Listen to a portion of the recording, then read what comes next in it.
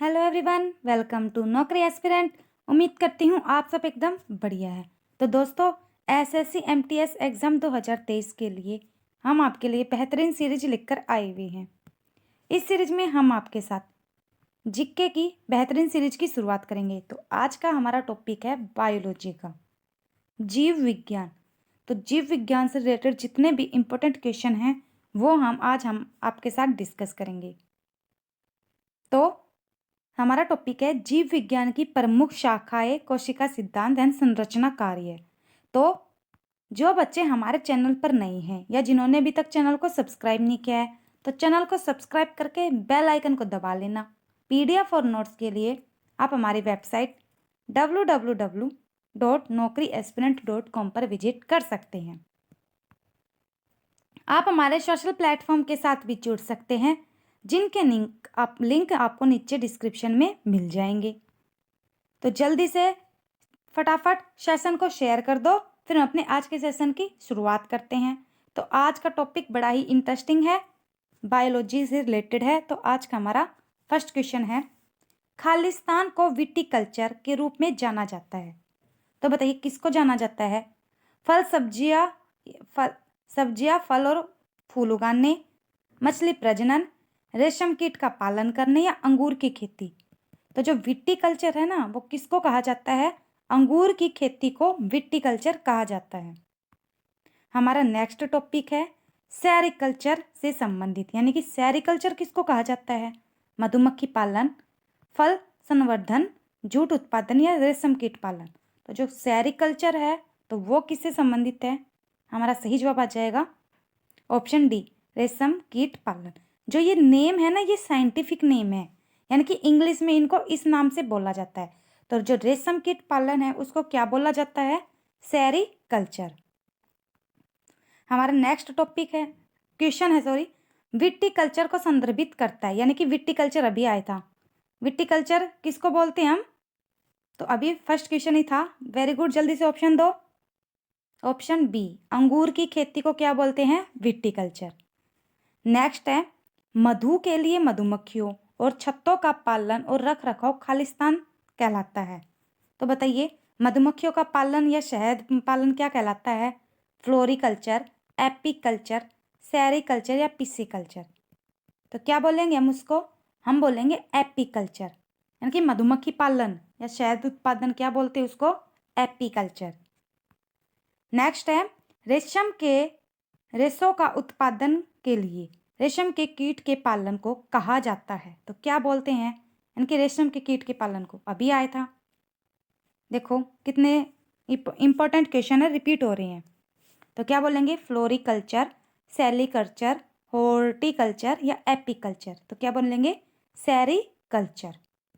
Next है, पौधों और पशुओं में जैविक घटनाओं जैसे कि फूल आना, पत्तियां निकलना, सुषुप्तावस्था, प्रजनन, प्रवासन आदि के समय का अध्ययन क्या कहलाता है? लाइकेनोलॉजी, फिनोलॉजी, सिंथेरोलॉजी या पोमोलॉजी। क्या बोलेंगे हम उसको? तो वो हमारा क्या कहलाता है? फिनोलॉजी कहलाता है। नेक्स्ट है, एक विज्ञान वह है जिसमें शरीर की संरचना का अध्ययन किया जाता है। तो उसको क्या बोलेंगे? पोलियोबोटनी, एंटोनॉमी, साइटोलॉजी या पेनिडोलॉजी। तो क्या बोलेंगे? शरीर की संरचना का अध्ययन। तो हमारा सही जवाब क्या जाएगा? एनाटोमी बोलेंगे। क्या बोलेंगे उसको? एनाटोमी। ये सारे इंग्लिश नेम है या साइंटिफिक नेम है, ठीक है? तो आपको इनको ऐसे ही याद करना पड़ेगा। पौधों के विभिन्न पहलुओं के वैज्ञानिक अध्ययन को क्या कहा जाता है? ब्रायोफाइटा विज्ञान, जंतु विज्ञान, वनस्पति विज्ञान, जैव प्रौद्योगिकी। तो पौधों से रिलेटेड है, तो पौधों से रिलेटेड क्या आ जाएगा हमारा? ऑप्शन सी, वनस्पति विज्ञान। नेक्स्ट है, कीटों का मनुष्यों, पर्यावरण, अन्य जीवों के साथ संबंधों का अध्ययन निम्न में से क्या कहलाता है? माइकोलॉजी, एंटेमोलॉजी, इथोलॉजी या ऑर्निथोलॉजी। तो क्या बोलेंगे हम उसको? हम उसको बोलेंगे एंटेमोलॉजी, ऑप्शन बी। नेक्स्ट है, ऑर्निथोलॉजी किससे संबंधित है? मछली के अध्ययन से, सरीसृपों और उभयचरों के अध्ययन से, कीटों के अध्ययन से या पक्षियों के अध्ययन से? तो ऑर्निथोलॉजी किससे संबंधित है? हमारा सही जवाब है पक्षियों के अध्ययन को हम क्या बोलते हैं? ऑर्निथोलॉजी। नेक्स्ट है हर्पेटोलॉजी। हर्पेटोलॉजी किससे संबंधित है? मछली से, कीटों से, सरीसृप और उभयचर से या पक्षियों के अध्ययन से? तो हर्पेटोलॉजी है सरीसृप और उभयचर के अध्ययन से। सरीसृप मतलब जो रेंगते हैं, रेंग कर चलते हैं, और उभयचर जो पानी में भी रह सकते हैं और स्थल पर भी रह सकते हैं, यानी कि जल और थल दोनों में रहते हैं, तो उनके अध्ययन को बोलते हैं हर्पेटोलॉजी। नेक्स्ट है हमारा नेक्स्ट क्वेश्चन है बागवानी की वह शाखा जो सब्जियों के उत्पादन, भंडारण, प्रसंस्करण और विपणन से संबंधित है, यानी कि सब्जियों से संबंधित है, तो उसको हम क्या बोलेंगे? पोमोलॉजी, एपीकल्चर, ओलेरिकल्चर या सस्य विज्ञान? तो हम क्या बोलेंगे? सब्जियों के उत्पादन से संबंधित है तो उसको बोलेंगे हम ओलेरिकल्चर। क्या बोलेंगे? ओलेरिकल्चर। नेक्स्ट है साइटोलॉजी। साइटोलॉजी इंग्लिश में इसको ऐसे बोलेंगे, काइटो मत बोल देना, साइटो यही, CYTOLOGY। निम्न के अध्ययन को क्या बोलेंगे? जीवाणु, कोशिका, फंगस यानी कवक या पादप? तो क्या बोलेंगे हम उसको बोलेंगे कोशिका। नेक्स्ट है खालिस्तान निर्दिष्ट आबादी में स्वास्थ्य से संबंधित स्थितियों या घटनाओं के वितरण और निर्धारकों का अध्ययन और इस अध्ययन का स्वास्थ्य समस्याओं के नियंत्रण के लिए अनुप्रयोग क्या कहलाता है? यानी कि शरीर के स्वास्थ्य से संबंधित है, तो उसको हम क्या बोलेंगे? हेमेटोलॉजी, ओंटोलॉजी, एपिडेमियोलॉजी या सारोलॉजी या सोरोलॉजी? बताइए क्या बोलेंगे हम उसको? तो हम उसको बोलेंगे, हमारा सही जवाब हो जाएगा, किसी को पता है? कमेंट करो। तो हमारा सही जवाब है ऑप्शन सी, एपिडेमियोलॉजी। नेक्स्ट है माइकोलॉजी। माइकोलॉजी कवक, प्रोटोजोआ, जीवाश्मों या छिपकलियों का अध्ययन। किसका है अध्ययन? तो जो माइकोलॉजी है ना, वो कवक का अध्ययन है। किसका अध्ययन है? कवक का। एक आया था साइटोलॉजी, एक है माइकोलॉजी। तो साइटोलॉजी अभी आया था। साइटोलॉजी किससे संबंधित है? तो साइटोलॉजी तो है कोशिका से संबंधित, और माइकोलॉजी है किससे? कवक से संबंधित। नेक्स्ट, मानव शरीर के निम्न में से किस अंग से संबंधित विषय को हेपेटोलॉजी कहा जाता है? यकृत, फेफड़े, मस्तिष्क या श्रोणि? तो जो हेपेटोलॉजी है वो किससे कहा जाता है? यकृत, यानी कि जो लीवर होता है ना, लीवर, उसके अध्ययन को हम बोलते हैं हेपेटोलॉजी। क्या बोलते हैं? हेपेटोलॉजी। नेक्स्ट, विज्ञान की एक शाखा चीरोपोडी शरीर के किस भाग से संबंधित है? यकृत, वक्र, पैरों या फेफड़ों? तो जो चीरोपोडी है वो किससे संबंधित है? हमारा सही जवाब आ जाएगा पैरों से संबंधित है। यानी कि पैरों में अगर कुछ छानबीन करनी हो, उसकी खोज करनी हो पैरों से रिलेटेड, तो उसको बोलते हैं स्टडी ऑफ चीरोपोडी। नेक्स्ट है ओनिरोलॉजी का अध्ययन, यानी कि ओनोरोलॉजी किसका अध्ययन है? सपनों का, जानवरों का, फूलों का, कीड़ों का? तो हमारा सही जवाब है ओनिरोलॉजी में किसका अध्ययन किया जाता है? सपनों का। यानी कि जो सपने देखे जाते हैं उससे रिलेटेड जो रिसर्च की जाती है उसको बोलते हैं ओनिरोलॉजी। नेक्स्ट है जीव विज्ञान का एक उपखंड जरा विज्ञान खालिस्तान के वैज्ञानिक अध्ययन से संबंधित है। महिलाओं से, बच्चों से, पशुओं से, वृद्धों से? जेरनेटोलॉजी, जो जेरनेटोलॉजी है जिसको हिंदी में जरा विज्ञान बोलते हैं, तो किससे संबंधित है? वृद्धों यानी कि बूढ़ों से संबंधित है ये। हमारा नेक्स्ट क्वेश्चन है कोशिकाओं के अध्ययन को कहा जाता है, अभी आया था, कोशिका के अध्ययन को साइटोलॉजी, फिजियोलॉजी, न्यूक्लियोलॉजी या सेलोलॉजी? तो कोशिका के अध्ययन को कहा जाता है ऑप्शन ए साइटोलॉजी, CYTO, फिर लॉजी LOGY।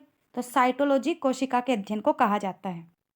नेक्स्ट है फिर से वही क्वेश्चन आ गया, इंपॉर्टेंट क्वेश्चन है, कोशिका के वैज्ञानिक अध्ययन को क्या कहा जाता है? जल्दी से कमेंट करो। Very good. डी यानी कि साइटोलॉजी है, पहला टैक्सोनॉमी है, फिजियोलॉजी, हिस्टोलॉजी, साइटोलॉजी। तो ऑप्शन डी आ जाएगा साइटोलॉजी। नेक्स्ट है साइटोलॉजी, बताइए कितनी बार आएगा ये? तो साइटोलॉजी में किसका अध्ययन किया जाता है? बताइए, कमेंट कीजिए। तो ऑप्शन ए कोशिका का अध्ययन किया जाता है। नेक्स्ट है पशुओं के व्यवहार के वैज्ञानिक और वस्तुनिष्ठ अध्ययन को खालिस्तान कहा जाता है? तो बताइए। पशुओं से रिलेटेड एथोलॉजी, एंटेमोलॉजी, इकोलॉजी या यूथोनिक्स? तो क्या बोला जाता है? हमारा सही जवाब क्या आ जाएगा? एथोलॉजी। नेक्स्ट है पेलियोंटोलॉजी नामक संकाय इनमें से किस अध्ययन से संबंधित है? पृथ्वी के आंतरिक भाग, जीवाश्मों के आधार पर पृथ्वी पर जीवन के इतिहास, चट्टानों की प्राचीनता या नदियों के बहते बदलते मार्ग के इतिहास? तो किससे संबंधित है ये? तो हमारा सही जवाब क्या हो जाएगा? जीवाश्मों के आधार पर पृथ्वी पर जीवन के इतिहास। नेक्स्ट है हमारा मछलियों के वैज्ञानिक अध्ययन को कहा जाता है? डेंड्रोलॉजी, ओफियोलॉजी, पैडोलॉजी या इक्थियोलॉजी? तो क्या बोला जाता है उसको? हमारा सही जवाब क्या हो जाएगा? Ichthyology, study of fish. Next है डेंड्रोलॉजी का अध्ययन। डेंड्रोलॉजी में किसका अध्ययन किया जाता है? मिट्टी, काष्ठीय पौधे, हवा या पानी? तो डेंड्रोलॉजी में अध्ययन किया जाता है ऑप्शन बी, काष्ठीय पौधे का। ये नाम आपको थोड़े डिफिकल्ट लग रहे हो, लेकिन इनको ऐसे ही बोला जाता है। वीडियो को एक दो बार आप देखोगे ना तो आपको याद हो जाएंगे। एकदम इंपॉर्टेंट क्वेश्चन आ रहे हैं ये, इससे रिलेटेड आपके एग्जाम में 2 या 3 क्वेश्चन पूछे जाएंगे। नेक्स्ट है फलदार फसलों का अध्ययन या खेती को क्या कहा जाता है? फल कृषि विज्ञान, प्रणाली विज्ञान, छिड़काव विज्ञान या सब्जियों की खेती? तो क्या बोला जाता है उसको? हमारा सही जवाब क्या हो जाएगा? ऑप्शन ए, फल कृषि विज्ञान। नेक्स्ट, लेकिन इसमें ये क्वेश्चन ऐसे वाले ऑप्शन बहुत कम पूछे जाते हैं। साइंटिफिक नेम है ना, इंग्लिश वाले ही ज़्यादा पूछे जाते हैं। निम्नलिखित में से कौन सा शब्द जड़ी बूटी यानी कि पॉट हर्ब खेती को संदर्भित करता है? रेशम कीट पालन, मछली पालन, शाक कृषि या सब्जियों की खेती? तो कौन करता है? सब्जियों की खेती। नेक्स्ट है जीवाश्म यानी कि फॉसिल्स के अध्ययन को क्या कहा जाता है? आचार शास्त्र, हेतु विज्ञान, मानव विज्ञान, जीवाश्म विज्ञान? तो क्या आ जाएगा? जीवाश्म विज्ञान। नेक्स्ट है खालिस्तान में पौधों का भौतिक रूप और बाहरी संरचना का अध्ययन किया जाता है? फिजियोलॉजी, शरीर रचना विज्ञान, फाइटोमार्मोलॉजी या कोशिका विज्ञान? तो क्या कहा जाता है? हमारा सही जवाब है ऑप्शन सी, फाइटोमार्मोलॉजी। नेक्स्ट है जीवों के वर्गीकरण के अध्ययन को कहा जाता है? तो क्या बोलते हैं? सर्पेटोलॉजी, वायरोलॉजी, टैक्सोनोमी या फिजियोलॉजी? तो क्या कहा जाता है उसको? हमारा सही जवाब है ऑप्शन सी, टैक्सोनोमी। नेक्स्ट है कवकों के अध्ययन को, अभी आया था थोड़ी देर पहले, मुझे लगता है कुछ बच्चे तो भूल भी गए होंगे। तो कवक के अध्ययन को क्या कहा जाता है? साइटोलॉजी, मायोलॉजी, माइकोलॉजी या न्यूरोलॉजी? तो मायोलॉजी और माइकोलॉजी में कंफ्यूज मत होना। तो कवक के अध्ययन को कहा जाता है माइकोलॉजी कहा जाता है। नेक्स्ट है भूविज्ञान की वह शाखा जिसमें डायनासोर का अध्ययन किया जाता है? तो बताइए किस में किया जाता है? उत्तक विज्ञान यानी कि हिस्टोलॉजी में, सोफोलॉजी में, जीवाश्म विज्ञान जिसको बोलते हैं इंग्लिश में पैलियोंटोलॉजी या पेट्रोलॉजी? तो किसमें किया जाता है डायनासोर का अध्ययन? तो हमारा सही जवाब क्या जाएगा? ऑप्शन सी, जीवाश्म विज्ञान, पैलियोंटोलॉजी। नेक्स्ट है खालिस्तान एक विज्ञान की शाखा है जिसके अंतर्गत जीवित एवं जीवाश्म दोनों रूपों में पौधे के प्रांगण, बीजाणुओं और कुछ सूक्ष्म प्लवक के जीवों से संबंधित अध्ययन किया जाता है? तो उसको क्या बोला जाता है? पैलियोबोटनी, इथनोबोटनी, डेंड्रोलॉजी या पैलिनोलॉजी? तो क्या बोला जाता है उसको? तो हमारा सही जवाब क्या हो जाएगा? पैलिनोलॉजी। ये सारे फिर से बोल रही हूँ, ये सारे इंग्लिश के नेम है, तो इनको हिंदी में भी ऐसे बोला जाता है। तो हमसे हिंदी के नेम तो बहुत कम पूछा जाएगा कि भाई इसको जीव विज्ञान बोलते हैं, इसको फसल विज्ञान, कृषि विज्ञान से संबंधित है। सारे यही साइंटिफिक नेम ही आएंगे, इंग्लिश के नेम ही हिंदी में ऐसे कैसे आ जाएंगे? तो आपको यही याद करने पड़ेंगे। याद भी मत करो, रट्टा तो मारे मत। अगर आप इनको 1-2 बार देख लोगे ना तो सारे याद हो जाएंगे। नेक्स्ट है उभयचरों के अध्ययन से संबंधित प्राणी विज्ञान यानी कि जूलॉजी किसकी शाखा है? हर्पेटोलॉजी, इथोलॉजी, मेमोलॉजी या मॉर्फोलॉजी? तो किसकी शाखा है वो? तो हमारा सही जवाब क्या आ जाएगा? हर्पेटोलॉजी की। नेक्स्ट है करंट अफेयर से रिलेटेड आपके एग्जाम में काफ़ी क्वेश्चन पूछे जाते हैं, इसलिए अपनी करंट अफेयर की तैयारी को मजबूत करने के लिए आप हमारी वेबसाइट पर विजिट करें और करंट अफेयर से संबंधित daily PDF, quiz, weekly quiz, monthly PDF, 6 month PDF, yearly PDF free में प्राप्त कर सकते हैं। नेक्स्ट है हमारा खालिस्तान को सूक्ष्मदर्शी के माध्यम से देखी जाने वाली कोशिकाओं, ऊतकों और अंगों की सूक्ष्म शरीर रचना माइक्रो एनाटोमी के अध्ययन का विज्ञान क्या कहा जाता है? तो उसको क्या बोलेंगे? जीवाश्म विज्ञान, ऊतक विज्ञान, मत्स्य विज्ञान या कीट विज्ञान? तो क्या बोलेंगे उसको? तो हमारा सही जवाब क्या हो जाएगा? ऊतक विज्ञान। नेक्स्ट है कीड़ों के अध्ययन को क्या कहा जाता है? एंथ्रोपोलॉजी, ऑर्निथोलॉजी, जियोलॉजी या एंटेमोलॉजी? तो क्या कहा जाता है उसको? एंटेमोलॉजी। नेक्स्ट है निम्नलिखित में से कौन सा विषय मानव आबादी का अध्ययन, उनके आकार, उनके विकास और उनकी संरचना के संबंध में करता है? भू आकृति विज्ञान, मानव विज्ञान, समाजशास्त्र या डेमोग्राफी? तो क्या आ जाएगा? तो हमारा सही जवाब क्या आ जाएगा? Option D, demography. नेक्स्ट है आर्द्र एवं नम वातावरण में उत्पन्न होने वाले काई यानी कि मोसिस जैसे प्राचीन पौधों के अध्ययन को क्या कहा जाता है? एथेनोबोटनी, ब्रायोलॉजी, पेलिनोलॉजी या डेंड्रोलॉजी? तो क्या बोलेंगे उसको? हमारा सही जवाब क्या हो जाएगा? ब्रायोलॉजी। नेक्स्ट है निम्नलिखित में से किस शब्द का अर्थ पालतू कुत्तों का वैज्ञानिक अध्ययन है? कार्पोलॉजी, क्रिमेटिस्टिक्स? तो ये क्या है? क्रिमेटिस्टिक्स, साइनोलॉजी या क्रेनियोलॉजी? तो क्या आ जाएगा चारों में से? तो हमारा सही जवाब क्या आ जाएगा? बताओ। साइनोलॉजी। नेक्स्ट है पेडोलॉजी किसका विज्ञान है? मिट्टी का, बाल्यावस्था, रुग्णता, भूजल या त्वचा रोग? तो पेडोलॉजी है ना, मिट्टी से संबंधित है। नेक्स्ट है ऊतक विज्ञान और कोशिका विज्ञान के क्षेत्र में सभी कोशिका केंद्रकों को लाल रंग देने के लिए किस जैविक रंजन का इस्तेमाल किया जाता है? क्रिसोल रेड, फेनोप्थलीन, सेफ्रिन या मिथाइल ऑरेंज? तो किसका उपयोग किया जाता है? हमारा सही जवाब हो जाएगा सेफ्रिन का। नेक्स्ट है उस कोशिका की पहचान करें जो अमीबीय आकार की होती है? स्तंभाकार उपकला कोशिका, श्वेत रक्त कोशिका, तंत्रिका कोशिका, लाल रक्त कोशिका? तो क्या जवाब आ जाएगा उसका? हमारा सही जवाब है श्वेत रक्त कोशिका।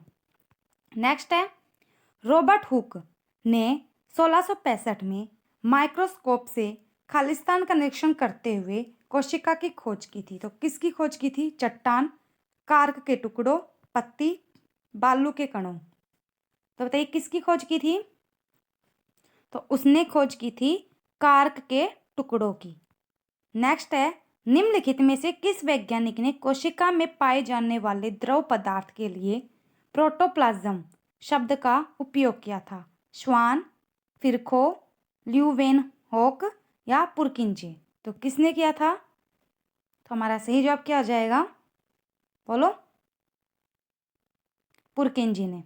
नेक्स्ट है किस कोशिका सिद्धांत ने सिद्ध किया कि वसा की अर्ध द्रव प्रकृति समग्र द्विपरत के भीतर भीरत प्रोटीन के पार्श्व संचलन को सक्षम बनाती है? ये साइंस की लाइन है तो थोड़ी ऐसी ही डिफिकल्ट रहेगी, तो आपको थोड़ा समझ के वो करना है। तो बताइए उसको क्या बोल देंगे? गोल्जी काय का मॉडल, रिक्तता सिद्धांत, कोशिका सिद्धांत या द्रव मोजेक मॉडल? तो हम उसको क्या बोलेंगे? द्रव मोजेक मॉडल। नेक्स्ट है कोशिका जीव विज्ञान में वह बड़ा दोहरी झिल्लीबद्ध कोशिकांग कौन सा है जिसमें कभी कभी कोशिका की केंद्रीय इकाई के रूप में भी जाना जाता है, क्योंकि इसमें गुणसूत्र होते हैं जो आनुवंशिक सामग्री धारण करती है। केंद्रक, पेरोक्सिसोम, लाइसोसोम या माइटोकॉन्ड्रिया। तो क्या बोलेंगे उसको? तो उसको हम बोलेंगे ऑप्शन ए केंद्रक। नेक्स्ट है, माइटोकॉन्ड्रिया के बारे में कौन सा कथन सही है? सही बताना है। तो बताइए, सही बताओ। ऑप्शन आपके पास 4 है। माइटोकॉन्ड्रिया किसी झिल्ली से बंधा नहीं होता, गलत बात। माइटोकॉन्ड्रिया केवल जीवाणु में मौजूद होता है, गलत। बाहरी झिल्ली के बिना माइटोकॉन्ड्रिया को माइटोप्लास्ट कहा जाता है। तो ये बात एकदम सही है। तो ये भी गलत हो जाएगी। ऑप्शन सी हमारा एकदम सही है। नेक्स्ट, उस घटक की पहचान करें जो केवल प्रोकैरियोट्स में अद्वितीय रूप में पाया जाता है। गुणसूत्र, मीजोसोम, केंद्रक, केंद्रक झिल्ली। तो हमारा सही जवाब आ जाएगा मीजोसोम। हमारा अगला क्वेश्चन है, निम्नलिखित में से कौन सा एक कोशिकीय जीव नहीं है? पादप, बैक्टीरिया जीवाणु, शैवाल या प्रोटोजोन्स। तो क्या आ जाएगा? तो हमारा सही जवाब क्या होगा, बताओ? ऑप्शन सी शैवाल। नेक्स्ट है, केवल यूकेरियोटिक कोशिका में पाए जाने वाली घटक की पहचान करें। प्लाज्मा झिल्ली, केंद्रक झिल्ली, राइबोसोम, कोशिका द्रव। तो क्या आ जाएगा? हमारा सही जवाब आ जाएगा केंद्रक झिल्ली। नेक्स्ट है, कौन सा एक कोशिकीय जीव एक ऐसी प्रक्रिया द्वारा भोजन प्राप्त करता है जिसमें कोशिकाएं बाह्य पदार्थ को कोशिका झिल्ली से परिग्रहित कर अवशोषित कर लेती है? तो वो यीस्ट है, अमीबा है, स्पाइरोगाइरा है या वोल्वोक्स है। तो कौन सा है? तो हमारा सही जवाब क्या आ जाएगा, बताओ? तो हमारा सही जवाब है अमीबा। तो अब जैसे अमीबा की ये स्ट्रक्चर होती है, कैसी? मान लो ऐसी होती है। अगर खाना यहाँ पर है तो यहीं से ले लेगा, अगर खाना यहाँ है तो यहाँ से ले लेगा, अगर खाना यहाँ है तो यहाँ से, यानी कि कहीं से भी ले सकता है ये। नेक्स्ट है, निम्नलिखित में से कौन सी सूक्ष्मदर्शी कोशिकाएं एक विशिष्ट केंद्रीय झिल्ली के साथ अमीबियाकार की होती है? रक्षक यानी गार्ड कोशिकाएं, श्वेत रक्त कोशिकाएं, लाल रक्त कोशिकाएं या तंत्रिका कोशिकाएं। तो कौन सी होती है? तो वो होती है तंत्रिका कोशिकाएं। नेक्स्ट है, 1857 में पहली बार खोजे गए झिल्ली बंद कोशिकांग कौन से हैं जिन्हें अक्सर कोशिका के ऊर्जा कारखानों के रूप में जाना जाता है, क्योंकि वे कोशिका के मुख्य ऊर्जा वाहक अणु एडिनोसिन ट्राइफॉस्फेट यानी कि एटीपी बनाने के लिए जिम्मेदार होते हैं? माइटोकॉन्ड्रिया, चिकनी अंत प्रदीवी जालिका, रिक्ताए या राइबोसोम। तो क्या आ जाएगा? तो हमारा सही जवाब है माइटोकॉन्ड्रिया। नेक्स्ट है, मिलान करने में तो जो कोशिका का पावर हाउस है तो वो किसको बोला जाता है? माइटोकॉन्ड्रिया को। कोशिका का पावर हाउस किसको बोलते हैं? माइटोकॉन्ड्रिया को। अगला है, एक कोशिका की रसोई। एक कोशिका की रसोई बोलते हैं, ऑप्शन ए के साथ जाएगा ये, प्लासिड। एक है, एक कोशिका के आत्मघाती बैग। जो आत्मघाती बैग है वो या लाइसोसोम से मिल जाएगा, और जो तीसरा जो लास्ट का है वो न्यूक्लियस से मिल जाएगा, यानी कि एक कोशिका का मस्तिष्क न्यूक्लियस। तो फिर से देखते हैं, कोशिका का पावर हाउस बोलते हैं माइटोकॉन्ड्रिया को, और एक कोशिका की रसोई है ए यानी कि प्लासिड्स, कोशिका के आत्मघाती बैग लाइसोसोम, और कोशिका का मस्तिष्क बोलते हैं न्यूक्लियस को, यानी ठीक है। नेक्स्ट है, अब इसमें मिलान करना में पेप्टाइडोग्लाइकेन किसको बोलते हैं? पेप्टाइडोग्लाइकेन बताओ? तो जीवाणु की कोशिका भित्ति को बोलते हैं।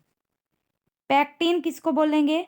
तो पैक्टिन बोलेंगे फलों की कोशिका भित्ति को। काइटिन किसको बोलेंगे? कीट की कोशिका भित्ति को। सेल्यूलोज क्या हो जाएगा? पौधों की कोशिका भित्ति। तो यानी कि ऑप्शन डी हो जाएगा। नेक्स्ट है, ल्यूकोप्लास्ट निम्नलिखित में से किसमें तेल और वसा का भंडारण करता है? तो इलाइयोप्लास्ट, प्लास्टिड्स, इमाइलोप्लास्ट या एल्यूरोप्लास्ट। तो चारों में से क्या हो जाएगा?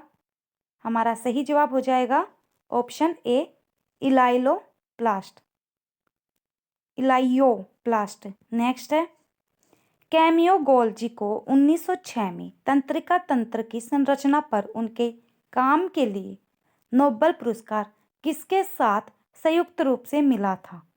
तो बताइए, Santiago Ramon y Cajal, Lina एलेटी, सेसारे लोम्ब्रोसो, एटोर मार्चियाफिया। तो किसके साथ मिला था? हमारा सही जवाब है सैंटियागो रेमन वाई केजल के साथ। नेक्स्ट है, रुडोल्फ विर्चो ने किस वर्ष सेल्यूलर पैथोलॉजी नामक एक निबंध प्रकाशित किया जिसमें उन्होंने अपनी प्रसिद्ध घोषणा हर कोशिका दूसरी कोशिका से उत्पन्न होती है की थी?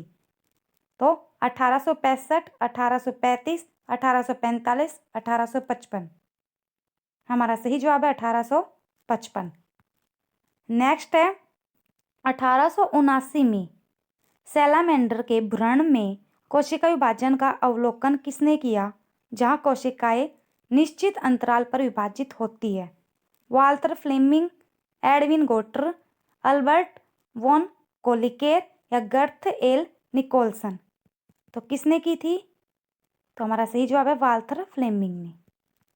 नेक्स्ट है, जन इवेंगलिस्टा परकिंजे 1839 में की गई किस खोज के लिए जाने जाते हैं? केंद्रक की खोज के लिए, एक वसीय द्विस्तरीय झिल्ली प्रस्तावित करने के लिए, प्लाज्मा झिल्ली की खोज के लिए, प्रोटोप्लाज्म शब्द देने के लिए। तो किस लिए जाने जाते हैं? प्रोटोप्लाज्म शब्द देने के लिए। नेक्स्ट है, निम्न में से कौन सा अस्थि मज्जा द्वारा बनाई गई रक्त कोशिका का एक प्रकार नहीं है? अस्थिभंजक, लाल रक्त कणिकाएं, प्लेटलेट्स या श्वेत रक्त कणिकाएं। तो कौन सा नहीं है? हमारा सही जवाब आ जाएगा ऑप्शन है अस्थिभंजक। नेक्स्ट है, निम्नलिखित में से कौन मानव शरीर की सबसे बड़ी कोशिका है? शुक्राणु, अंडाणु, न्यूरॉन्स या ओस्टियोक्लास्ट। मानव शरीर की बतानी है। तो हमारा सही जवाब आ जाएगा, क्या आ जाएगा? अंडाणु। इसमें मानव शरीर पूछा है, तो हमारा सही जवाब है अंडाणु, एकदम राइट है। नेक्स्ट है, केसिका फीड फाउंटेन पेन का आविष्कार किसने किया था? David Hodges, Ian Donald, L.E. Waterman, Alfred Nobel. तो हमारा सही जवाब है ऑप्शन सी, L.E. वाटरमैन। चलिए आगे बढ़ते हैं। हमारा नेक्स्ट क्वेश्चन है, मानव शरीर में वसा और प्रोटीन के पृथक्करण, बंधन, संकुलन और वितरण का कार्य किस स्थान पर होता है? आपके पास चार ऑप्शन है, पेरोक्सीसोम, गोल्जी काय, अंत प्रद्वीवी जालिका या लाइसोसोम। तो किस में होता है? हमारा सही जवाब हो जाएगा गोल्जी काय में। नेक्स्ट है, निम्नलिखित में से किसे कोशिका का पावर हाउस कहा जाता है? अभी आया था, कोशिका का पावर हाउस कहा जाता है, ऑप्शन सी है माइटोकॉन्ड्रिया को कहा जाता है। नेक्स्ट है, पशु कोशिकाओं में निम्नलिखित में कौन सा कोशिका का कचरा निपटान है? रिक्तकाएं, पुटिकाएं, लाइसोसोम, अंतद्रव्य जालिकाएं। तो कौन सा होता है कचरा निपटान? हमारा सही जवाब है लाइसोसोम।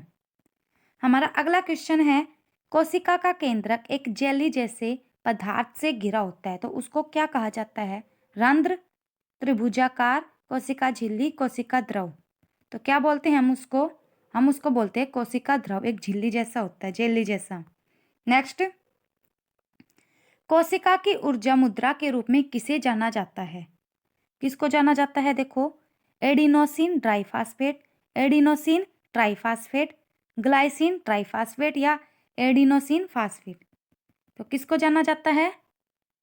Adenosine triphosphate. हमारा नेक्स्ट है, खालिस्तान पहले व्यक्ति थे जिन्होंने कोशिकाओं की खोज की थी?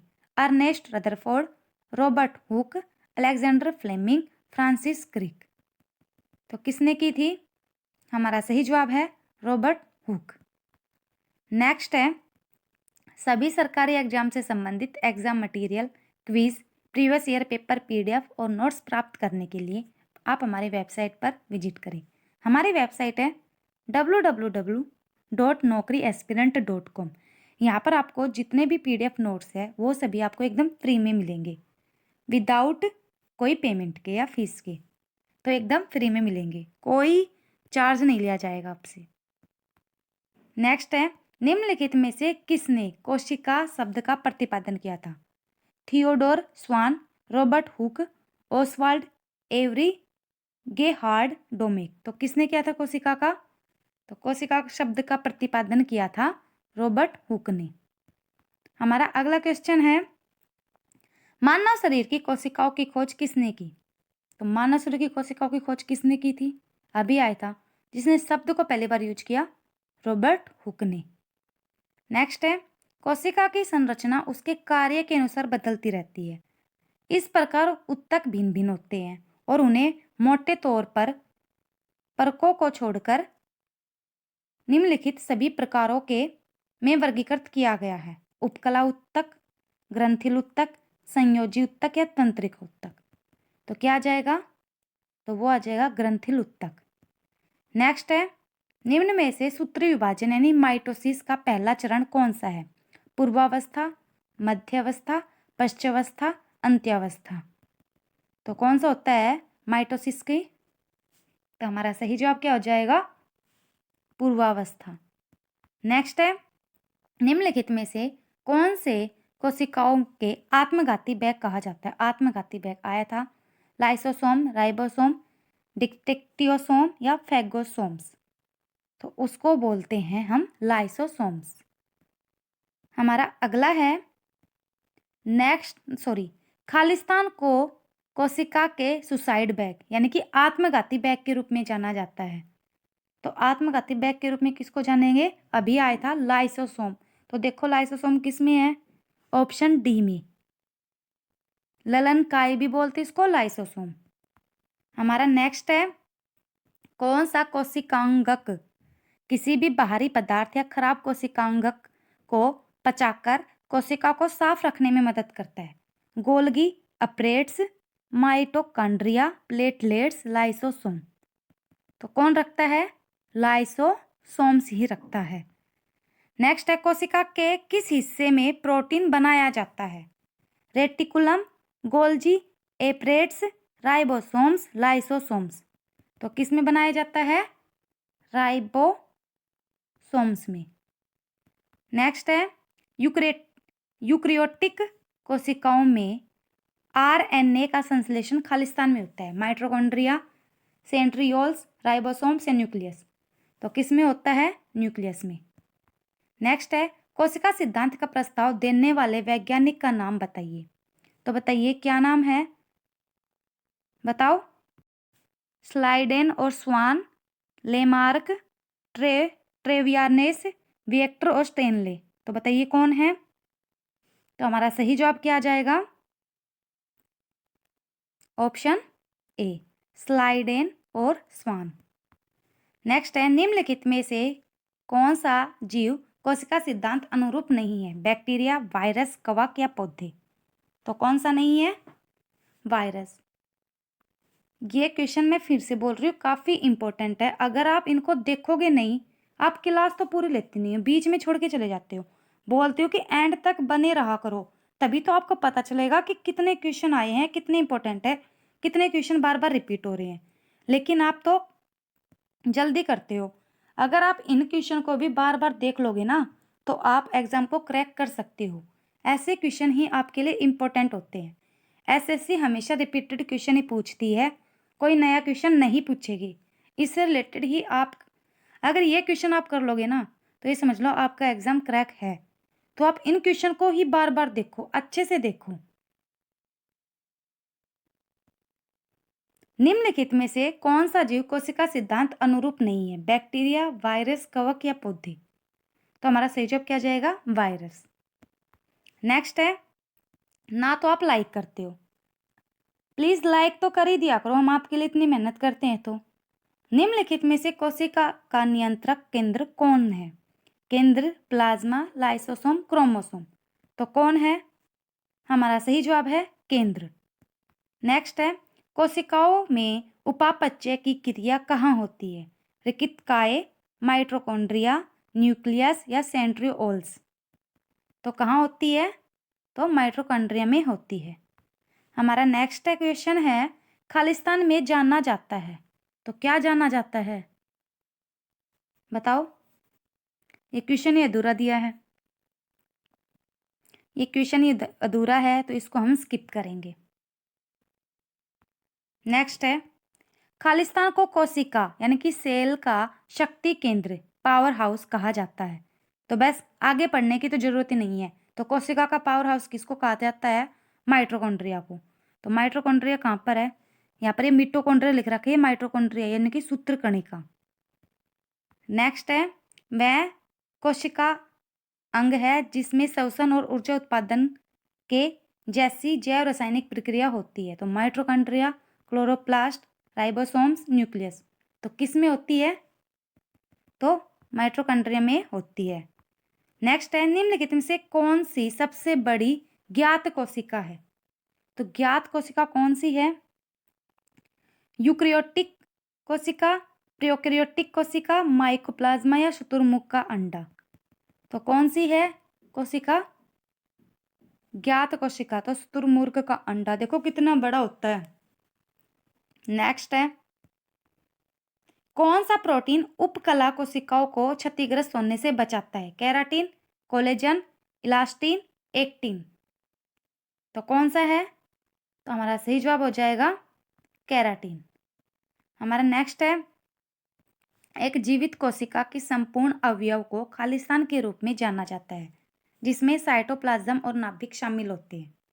जीवद्रव, कोशिका झिल्ली, लाइसोसोम, माइटोकॉन्ड्रिया। तो क्या आ जाएगा? जीव द्रव। नेक्स्ट क्वेश्चन हमारा, निम्नलिखित में से किसने जीवन की मौलिक संगठनात्मक इकाई कोशिका के द्रव पदार्थ को परिभाषित करने के लिए प्रोटोप्लाज्म अर्थात जीवद्रव शब्द प्रतिपादित किया था? मथायस जैकब्स लाइडेन ने, रुडोल्फ लुडविग कार्ल विर्चो, थियोसोर स्वान ने या जेई पुरकिंजे ने। तो किसने किया था? तो हमारा सही जवाब हो जाएगा जेई पुरकिंजे ने। नेक्स्ट क्वेश्चन है, सभी जीवों में पोषण की प्रक्रिया में पहले चरण के दौरान ग्लूकोज के 6 कार्बन अणुओं में से विखंडित हुए 3 कार्बन अणुओं को क्या कहा जाता है? मीथेन, ब्यूटेन, पायरुवेट या इथेन। तो क्या कहा जाता है? तो उनको कहा जाता है पायरुवेट। नेक्स्ट है, निम्नलिखित में से कौन सा यूकैरियोटिक कोशिका की विशेषता नहीं है? तो चारों में से कौन सी नहीं है? न्यूक्लियस अच्छी तरह से व्यवस्थित है, माइटोकॉन्ड्रिया उपस्थित है, पादप कोशिका में क्लोरोप्लास्ट अनुपस्थित है या परमाणु झिल्ली मौजूद है। तो कौन सी विशेषता नहीं है? ऑप्शन सी, ये वाली विशेषता नहीं है। नेक्स्ट है, निम्नलिखित में से किसे आत्महत्या करने वाली कोशिकाओं का बैग कहा जाता है? देखो कितनी बार आया है। तो देखो इसमें दो ऑप्शन सेम सेम है, एक तो है लाइसोसोम, एक है लाइकोसोम। तो इन दोनों में से बताओ, इतना तो पता ही है आपको, पर इन दोनों में से बताओ कौन सा आएगा? तो हमारा सही जवाब क्या आ जाएगा? कितनी बार रिपीट हुआ है ये क्वेश्चन पहले? तो लाइसोसोम है, ना कि लाइकोसोम। ऑप्शन ए आएगा। नेक्स्ट है, निम्नलिखित में से कौन कोशिका के पाचन तंत्र के रूप में कार्य करता है और कोशिका के बाहर से ली गई सामग्री को अपघटित करने और कोशिका के अपचित घटकों को पचाने में कार्य करता है? तो कौन है? चिकनी अंतःप्रद्रवी जालिका, साइटोसोल, राइबोसोम, लाइसोसोम। तो क्या आ जाएगा? लाइसोसोम। हमारा नेक्स्ट क्वेश्चन है, निम्नलिखित में से कौन सी कोशिकाएं संरचना प्रोटीन संश्लेषण के लिए उत्तरदायी होती है? लाइसोसोम, माइटोकॉन्ड्रिया, गोल्जिकाय, राइबोसोम। तो कौन सी होती है? वो राइबोसोम होती है। चलिए आगे बढ़ते हैं। एंडोप्लाज्म अंतःप्रद्रवी यानी कि ईआर मेम्ब्रेन्स, बाउंड ट्यूब्स और शीट्स का बड़ा नेटवर्क है। तो कौन सा है इन चारों में से? तो हमारा सही जवाब क्या हो जाएगा? रेटिकुलम। रेटिकुलम। निम्नलिखित में से कौन सा एक जटिल पदार्थ है जो पौधों को संरचनात्मक शक्ति प्रदान करता है? सेलुलोज, जाइलम, फ्लोएम, कोशिका द्रव। तो हमारा सही जवाब हो जाएगा सेलुलोज। नेक्स्ट है, प्याज में लाल रंग निम्न में से किस वर्णक के कारण होता है? एंथोसाइनिन, कैरोटीनोइड, बेटालेन या क्लोरोफिल। तो किसके कारण होता है प्याज में लाल रंग? तो वो होता है एंथोसाइनिन की वजह से। नेक्स्ट है, कैरोटीनोइड एक्यूमुलेटिंग यानी प्लास्टिड्स है जो अनेक फूलों और फलों के साथ साथ कुछ कंदों और जड़ों को रंग प्रदान करते हैं। तो वो कौन से होते हैं? Cytoplasm, protoplasm, leucoplasm, chromoplasm. तो क्या हो जाएंगे वो? क्रोमोप्लास्ट। सॉरी, ये प्लास्ट है, प्लाज्म नहीं है, ध्यान नहीं दिया ये। नेक्स्ट है, पौधों की कोशिका भित्ति किससे बनी होती है? तो जो पौधों की कोशिका भित्ति है, इंपॉर्टेंट क्वेश्चन है और ये काफी बार पूछा भी गया है। तो ये सेलुलोज की बनी होती है। पौधों की कोशिका भित्ति सेलुलोज की बनी होती है। हमारा नेक्स्ट क्वेश्चन है, गाजर का जो नारंगी रंग होता है वो किसकी वजह से होता है? निम्नलिखित में बताना है हमें। यह मिट्टी में उगती है, कैरोटीन की वजह से होता है, यह सूर्य प्रकाश के संपर्क में नहीं आती, संपूर्ण पौधा नारंगी रंग का होता है। तो जो गाजर का जो नारंगी रंग होता है ना, वो कैरोटीन की वजह से होता है। नेक्स्ट है, गैर हरित वनस्पति में निम्नलिखित में से किसकी कमी होती है? क्लोरोफिल की, लाइकोफिल, साइनोफिल या फोटोट्रोपिज्म। तो किसकी कमी होती है? तो उसमें कमी होती है क्लोरोफिल की। हमारा नेक्स्ट क्वेश्चन है, क्लोरोफिल होता क्या है? Sodium, potassium, magnesium. जो क्लोरोफिल में क्या होता है? तो क्लोरोफिल में मैग्नीशियम होता है।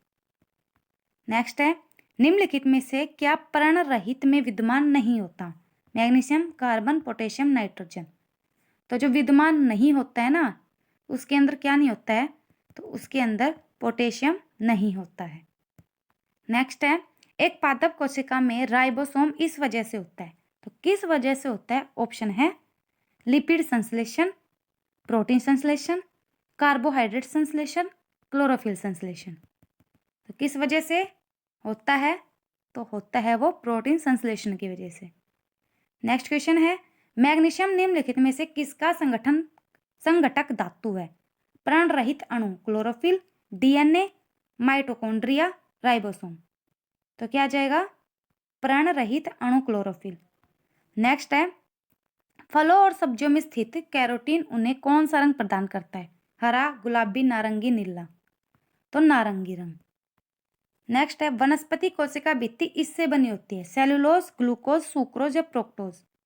तो किसकी बनी होती है? वो बनी होती है सेलुलोज की।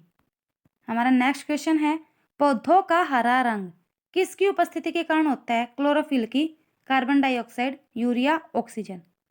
तो किसकी कमी से होता है? तो वो होता है क्लोरोफिल की कमी से। नेक्स्ट है, शर्करा बनाने के लिए पादप कोशिका का कौन सा भाग सूर्य का प्रकाश ग्रहण करता है? Chloroplast, leucoplast, chromoplast, starch grain. तो क्लोरोप्लास्ट करता है। तो दोस्तों, ये था आज का सेशन। जितने भी इंपॉर्टेंट क्वेश्चन थे वो हमने आज आपके साथ डिस्कस करे हैं। इस वीडियो को आप एक बार पूरा कंप्लीट ज़रूर देखना, क्योंकि इससे रिलेटेड आपके एग्जाम में काफ़ी क्वेश्चन पूछे जाएंगे। जो बच्चे हमारे चैनल से नहीं जुड़े हैं तो वो चैनल को सब्सक्राइब करके बेल आइकन को जरूर दबाना। साथ ही वीडियो को लाइक, शेयर और प्लीज़ कमेंट करना नहीं भूले। कमेंट करके बताना कि वीडियो कैसी लगी। अगर आपके कोई डाउट हो तो वो भी आप हमें कमेंट सेक्शन में पूछ सकते हो। Thank you everyone. Bye bye, take care.